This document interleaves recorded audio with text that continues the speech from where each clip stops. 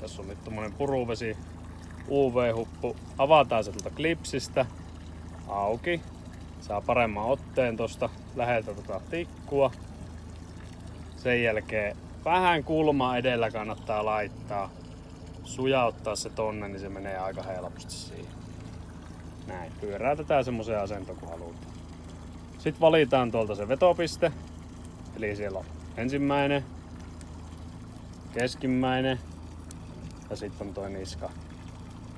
Ja sitten täällä on myös, tuolla on myös ihan mielenkiintoinen vetopiste. Siitä tulee aika hieno leijaava uinti. Lähdetään tuosta perinteisemmästä eli tuo keskimmäinen vetopiste. Pistetään se tuohon piikkien kohdalle. Painetaan. Eli siima jäi sinne omaa uraansa ja kala lukittuu siihen